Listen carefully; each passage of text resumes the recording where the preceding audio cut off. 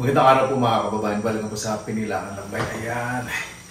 Ito po muna ako sa bahay at nagpapahinga dahil medyo hindi po maganda pakiramdam ko po ngayon. Ewan ko po, baka iba sa inyo siyempre matataba mga hindi naniniwala sa mga nuno sa puso, yung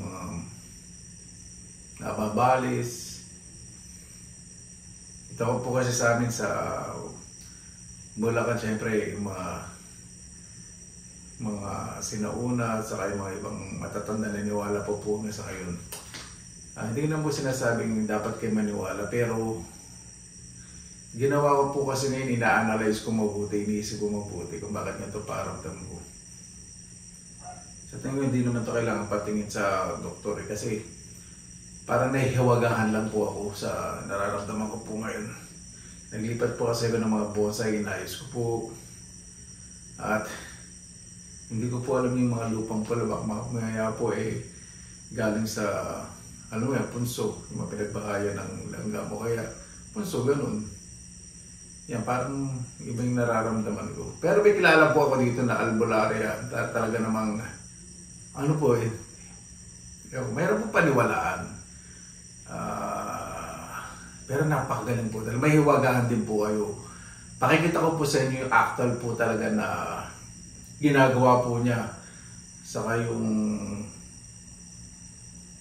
presensya po niya. Kasi yung presensya po talaga niya, pag pumupunta lang po talaga siya sa isang lugar, totoo po, parang gumagaan po yung pakiramdam, parang natatabot po yung mga masamang elemento, masamang spirit. Hindi po ako nag-jojo ka, ito po yung yung tao po talaga na to, subok na subok po na to. Kakilala po siya talaga dito. Pinupuntahan po namin sa kabilang barangay. Nakakatawa din po yung tao namin kasi masayahin po. Kala nyo na po nag-joke. Minsan nga po na-judge. Pero pag kasama ko po masaya po kasi gumagaan po yung pakiramdam ko. Parang nawala po yung pakiramdam. Ewan ko po. Mahirap po explain kasi meron po tayong mga tinatawag na supernatural beliefs. Marami po yan in plural form. Yun. Yan po itong nararamdaman ko kasi naramdaman ko na po talaga dati ito na parang nababalis na hindi ko maintindihan at basta yung tampukunahan po natin pakikita ko po sa inyo actual na paggamot po niya. Yung presensya po talaga niya napakalakas. Napakalakas po talaga ng, ibig sabihin, parang gumagan kaya ganun pakiramdam po ninyo. Ganun po, napakalakas po talaga. Inom po muna ako ng tubig kasi medyo mainit po ngayon at medyo dehydrated ako. Sama po rin ako. Kasi medyo hapon na rin at siguro pagdating natin doon madilim na. Pag madilim po, mas malakas po daw yung niya Ewan po, ayaw ko magsalita ng kapangyarihan o ibig sabihin yung kakayahan po niya. Pero po siyang special na kakayahan. Tama po ninyo ako. Bago po pumunta doon, ina-advise niya po sa akin na uminom daw po ng tubig lang po. Pag daw po muna nakakain ng kung ano-ano. Tubig lang po. Parang parang nalalabot na yung imagine. Hindi naman mainit ang pakiramdam ko, hindi naman mainit ang kaso. Kakaiba po talaga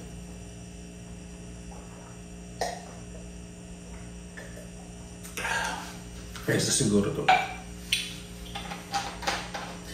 First time ko po siyempre iba-vlog. Siyempre mga albularyo. May mga napapanood po kayo sa ibang mga vloggers. Ito po kasi kakaiba makikita niyo po talaga yung kakaibang po. Style po niya ng panggagamot. Huwag po kayong matakot dahil hindi naman nakatakot po yung gawin niya. At pakikita niyo lang po yung tamang pamamaraan sa ginagawa po niya. Yun.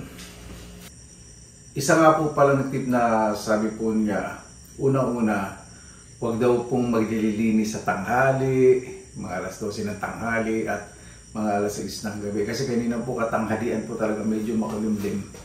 Naglipat po talaga ako ng bonsai. Explain ko po muna sa inyo kung ano yung nangyari bago pa tayo sumugod sa kanya. Ang ginawa ko lang po kasi kanina, yung mga bonsai po sa likod, inayos ko po. Tatanghalian po yun kasi makulimlim. Tapos, kumuha po ako ng lupa sa likod, gumamit po ako ng pala. At, ayun, nagdagdag ako ng lupa doon sa bonsai.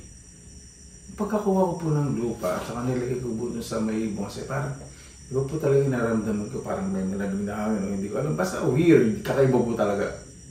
Tapos yun, nilagyan ko po ng mga puting pebbles. Yung bonsai, pakikita ko po sa inyo sa mga susunod na vlog yung ginawa ko po. Kasi masaya ako. Teka na pumasok, parang balisa ako na hindi naman ako tinatrangkaso, hindi naman ako nasusuka o hindi naman mainit yung pakiramdam. Basta kaiba po talaga.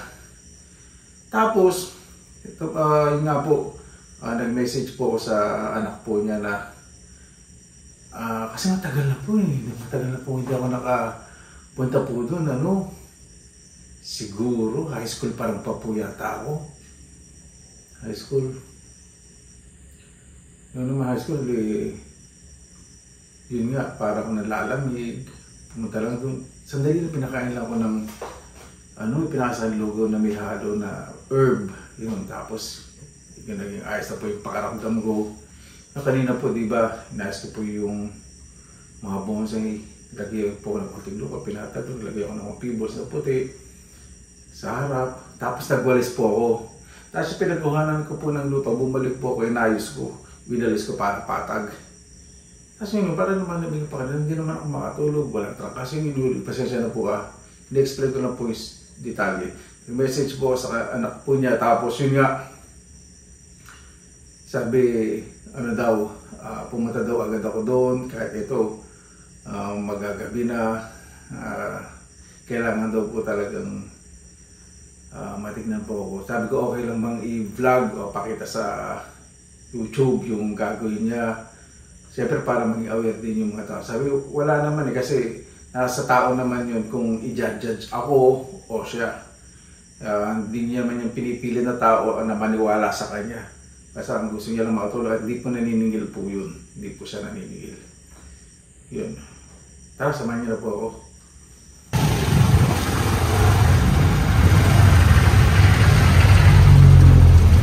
Ayun po mga kabayan, dito po ngayon sa bahay po ng pinsan ko po, yung artistahin po, si Ate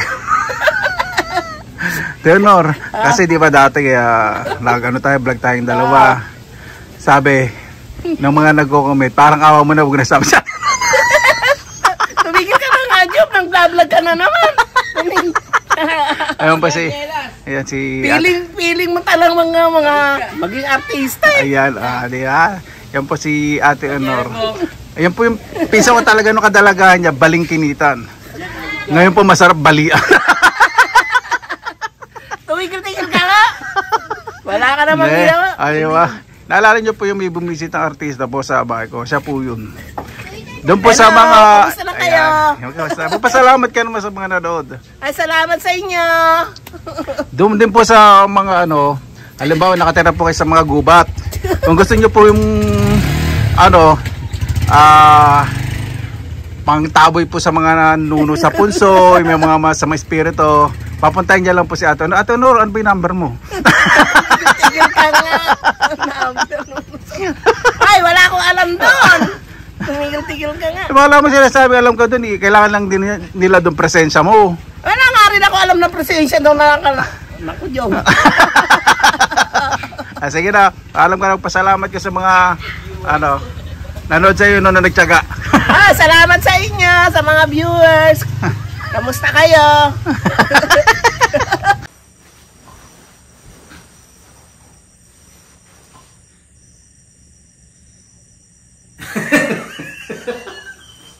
Paano po?